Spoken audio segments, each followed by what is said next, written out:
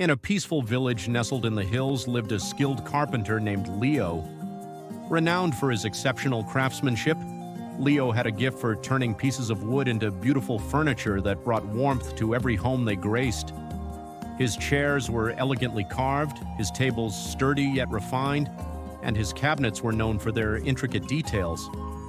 Yet, despite his talent, Leo had one significant flaw: outrunning time and mastering time management. Leo could never finish his work on time. No matter how hard he tried, he found himself constantly not being able to master time management. He would wake up at dawn and work late into the night, yet his task list kept growing. Orders piled up, deadlines passed, and his customers grew frustrated. Some even stopped patronizing him, and word of his unreliability began to spread. Since outrunning time was a big problem, so did his workload increase, with a lot of stress, and he found himself in a cycle of exhaustion and frustration.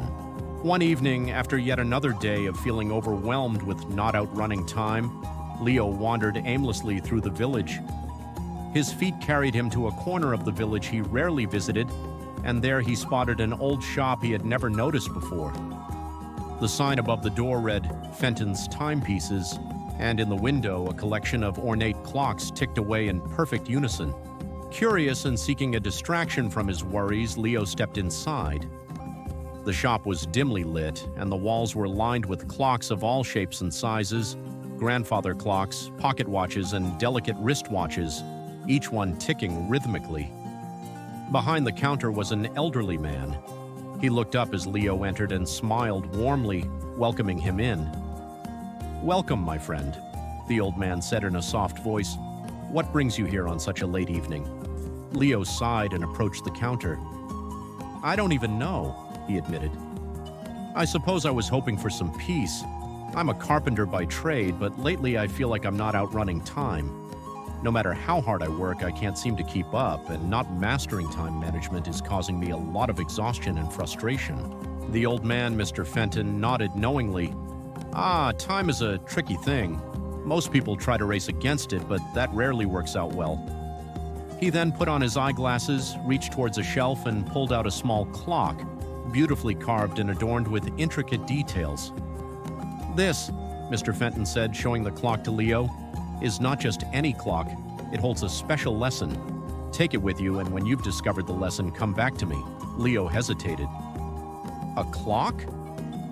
How will that help me with outrunning time or mastering time management?" Mr. Fenton smiled again. "Time cannot be managed, my boy, but it can be understood. Take the clock and you'll see." Though still unsure, Leo accepted the gift and began to head back to his workshop. When he returned to his workshop, he then placed the clock on his desk, pondered for a while, and then went to bed. The following morning, he was up early and began working, while still thinking about the clock he had received and how outrunning time or mastering time management would be possible. At first glance, it seemed like an ordinary clock, ticking steadily with its hands moving at a slow, measured pace. But as the hours passed, Leo noticed something strange. The clock seemed to tick slower.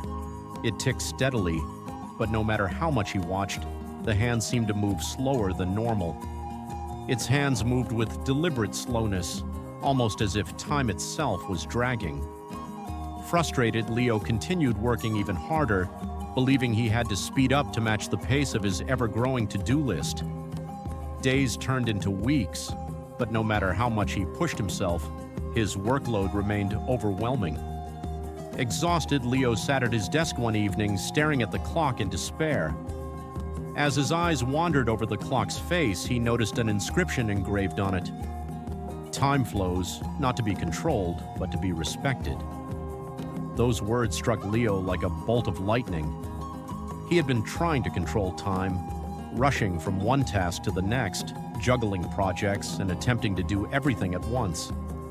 He had been reacting to the pressure of timelines instead of planning thoughtfully.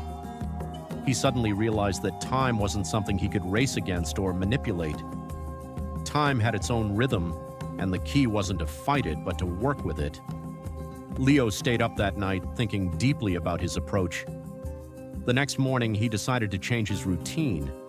He began by creating a list of his tasks for the day, but this time he didn't focus on the most urgent tasks. Instead, he prioritized the ones that were most important for the long-term success of his business. He also blocked off time for each task, making sure to give himself enough time to complete one before moving on to the next. He made another important change. He started taking short breaks throughout the day. In the past, Leo had believed that working non-stop was the best way to catch up, but he now realized that those breaks helped him recharge and return to his work with renewed focus. To his surprise, Leo found that his new system was far more effective. With a clear plan and set priorities, he was able to complete tasks more efficiently. He was no longer bouncing between projects in a frenzy, but instead giving his full attention to one thing at a time. As a result, the quality of his work improved, and he found himself finishing projects faster than ever before. Leo also learned the value of saying no. In the past, he had accepted every project that came his way, believing that more work was always better. But now he realized that by taking on too much, he was stretching himself too thin. He began to be more selective about the projects he took on, focusing on the ones that aligned with his strengths and long-term goals. Weeks passed, and Leo's life transformed. His clients noticed the improvement in both the quality and timeliness of his work, and his reputation began to rebuild. People once again sought him out, but this time Leo was prepared.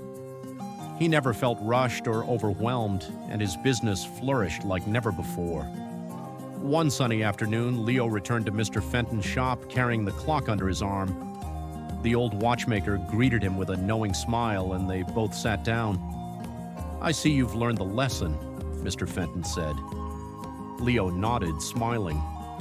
"I have. I've realized that time isn't something to be controlled or raced against. It's something to work with. By planning carefully, setting priorities, and respecting time, I can get more done and still have space for what matters most." Mr. Fenton said, "You've understood what most people take a lifetime to learn. Time, like a well-crafted clock, moves steadily and with purpose. If you respect it and use it wisely, it will reward you."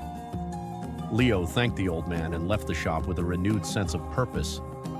From that day on, Leo became known not only for his extraordinary carpentry, but for his wisdom in mastering time management. People came to him for advice, not just on woodworking, but on how to live a balanced and fulfilled life.